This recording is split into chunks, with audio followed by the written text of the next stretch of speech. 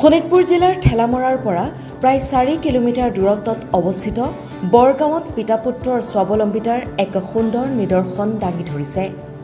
ঠেলামৰাৰ বৰগাঁও নিবাসী ডিম্বেশ্বৰ দাস আৰু পুত্ৰ বিশ্বজিৎ দাসে 25 বিঘা নিজ ভূমিত বৈজ্ঞানিক পদ্ধতিৰে চাহ খেতিৰে অধিক উৎপাদন কৰি বৰ্তমান উচিত মূল্য পাবলৈ সক্ষম হৈছে। বৰ্তমান সময়ত চাহপাতৰ উচিত মূল্য নোপোৱাক লৈ ঠায়ে ঠায়ে তীব্ৰ প্ৰতিবাদ চলি আছে। তেনে সময়তে এই দুগৰাকী আদৰ্শ খেতিয়কে অধিক পৰিশ্ৰমেৰে চাহ খেতি কৰি নিজৰ উচিত মূল্য পোৱাৰ লগতে আন 10 জনৰ বাবে আদৰ্শ হোৱাত বিশেষ চৰ্চা লাভ কৰিছে। তেওঁলোকে আন খেতিয়কসকলক এটাই কথা কয় যে নিজেই যিমান পাৰে উন্নত মানদণ্ডৰ চাহপাত ছিঙিলে নিশ্চয়কৈ উচিত মূল্য পাবলৈ সক্ষম হ'ব। লগতে ফেক্টৰীসমূহৰ স্বত্বাধিকাৰসকলক কয় যে আপোনালোকে খেতিয়কসকলৰ পৰা উচিত মূল্যৰ পৰা বঞ্চিত নকৰি উন্নত মানদণ্ডৰ কেঁচা চাহপাত লওক।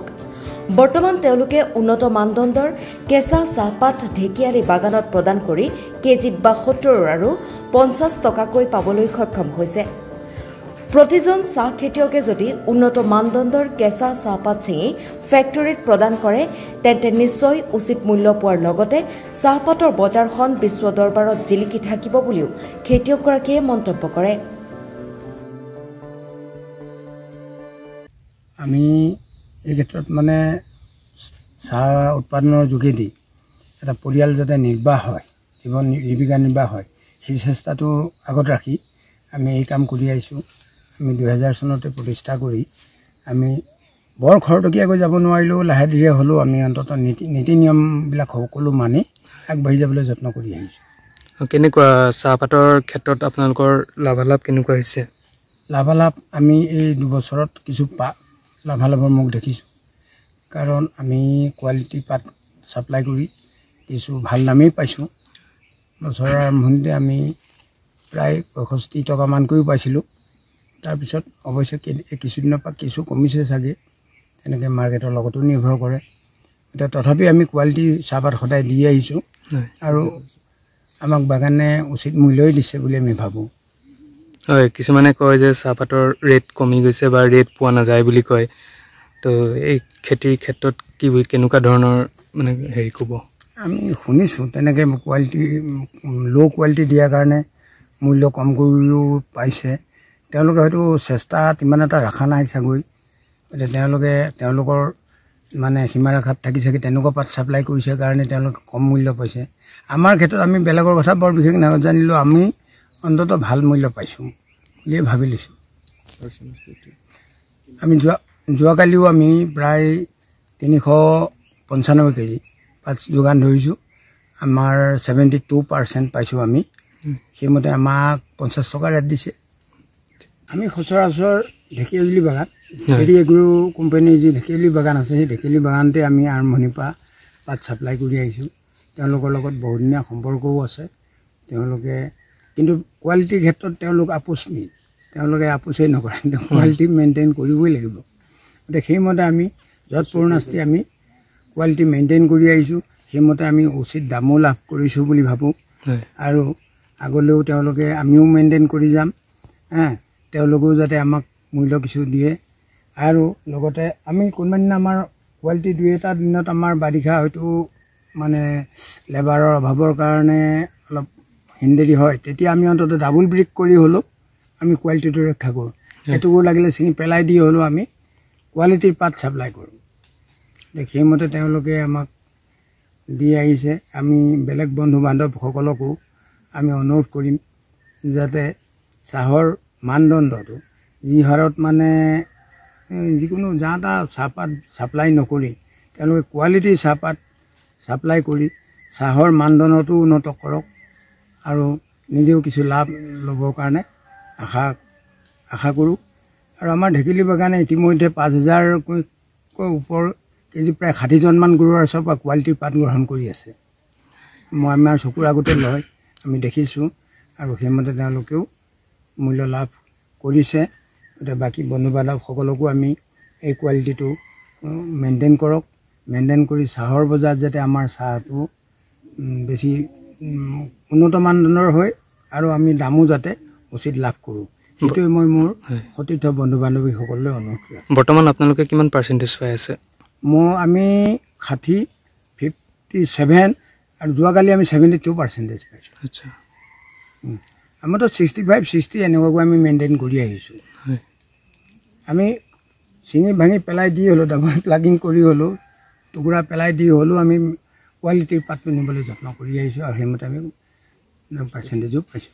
আমি মানে পেপাৰ পত্ৰ বা টিভিত শুনিছোঁ যে চাহৰ মূল্যটো কেঁচা চাহপাতৰ মূল্যটো বৰ নিম্নগামী হৈছে। তেনে হোৱাটো অৱশ্যে দুখজনক, যাৰ কাৰণে দুখো লাগিছে যে কি কাৰণে যে হৈছে সেই কথাটো আমিও ভাবিছোঁ।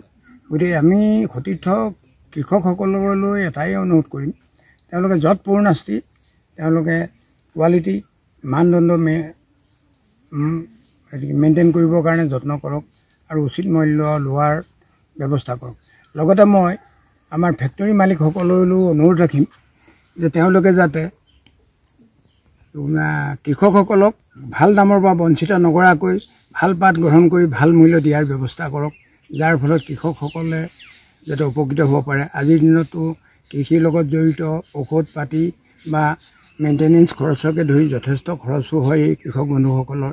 গতিকে তেওঁলোকে এইবাৰ জোৰা মাৰিব পৰাকৈ উচিত মূল্য দিয়ক আৰু সেই অনুপাতে আমাৰ কৃষক বন্ধুসকলেও ভাল পাত দিবলৈ যত্ন কৰক, ফেক্টৰীসকলে ভাল দাম দিয়ক, এইটোৱে মই অনুৰোধ কৰিম। গতিকে মই জনাত শুনিছোঁ এতিয়া দাম বতৰবিলাক কিছু কমিছে বুলি, সেইটো অৱশ্যে হ'ব নালাগে বুলি মই অনুৰোধ কৰিছোঁ। গতিকে সকলো পক্ষৰ পৰা এইটো চেষ্টা কৰক, এইটো একপক্ষীয়ভাৱে নহ'ব, তেওঁলোকে মূল্য দিয়ক আৰু আমাৰ কৃষকসকলেও নিজৰ মানদণ্ড বজাই ৰখাত সহায় কৰক। মই অন্য খেতিয়কসকলক এটাই অনুৰোধ কৰিব বিচাৰোঁ যাতে আমাৰ এই চাহ খেতিটো উন্নত কৰি যাব আৰু কিছু মূল্য লাভ কৰিবৰ কাৰণে প্ৰত্যেকে অলপ মেইনটেইন কৰি যাব লাগিব আৰু যত্ন সহকাৰে যদি আমি কোৱালিটি চাহ প্ৰডাক্ট কৰোঁ তেতিয়াহ'লে নিশ্চয় উচিত মূল্য আমাক দিবলৈ বাধ্য হ'ব, তেওঁলোকেও দিব। গতিকে সেইমতে আমি চাহ খেতি কৰি পেলাই আগবাঢ়ি যাব পাৰিম বুলি মই আশাবাদী। বাকীসকল বন্ধু বান্ধৱীকো সেইটোৱে অনুৰোধ কৰিম, তেওঁলোকে কোৱালিটি মেইনটেইন কৰক, যাৰ ফলত মানে আমি কিছু ভাল মূল্য পাব পাৰোঁ। Bureau report, NJ media.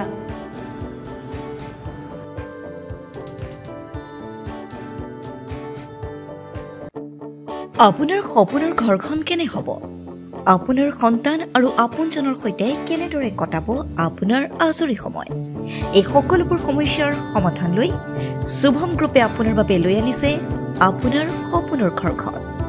362টা ফ্লেটযুক্ত Shubham গাৰ্ডেনৰ সফল নিৰ্মাণৰ পাছতে 20 বছৰৰ ভৰসা 16টা প্ৰজেক্ট 28 লাখ বৰ্গফুটৰ সম্পূৰ্ণ নিৰ্মাণ আৰু 15 লাখ বৰ্গফুটৰ চলিত প্ৰকল্প নিৰ্মাণৰ অভিজ্ঞতাৰে যোৰহাটত শুভম গ্ৰুপে নিৰ্মাণ কৰিছে দ্বিতীয়টো প্ৰজেক্ট শুভম পাৰ্ক।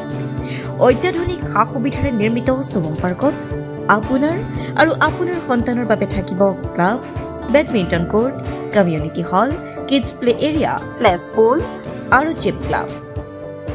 প্ৰতিটো ব্লকত থাকিব 2.5 BHK, 3 BHK, 3.5 BHK ফ্লেট। লগতে থাকিব আপোনাৰ আৰু আপোনাৰ আপোনজনৰ প্ৰাপ্তিৰ সাহী। আজিয়ে বুক কৰক আপোনাৰ সপোনৰ ঘৰখন। যোগাযোগ কৰক 6003301010 নম্বৰত। আমাৰ ঠিকনা সোণাৰীগাঁও, তৰাজান, যোৰহাট 785001। 6000ৰো অধিক বাসিন্দাৰ ভৰসা শুভম গ্ৰুপ।